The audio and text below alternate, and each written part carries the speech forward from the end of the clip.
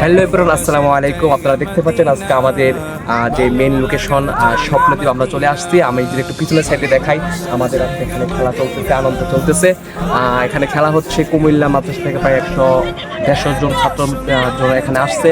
তো এখানে খেলা হচ্ছে আজকে কুমিল্লা বনাম নরসিংদী। আমি যদি একটু পুরো পার্কটা আপনাদের একটু উপর থেকে দেখাই, সাজিয়েছেন দয়াল রব্বানা, ভালো লাগার জায়গা মদিনা, ভালোবাসার জায়গা মদিনা, ভালো লাগার জায়গা মদিনা। মদিনা শরীফে নূরের খাজিনা, মদিনা শরীফে নূরের খাজিনা, আশিক ছাড়া অন্য বুঝে না।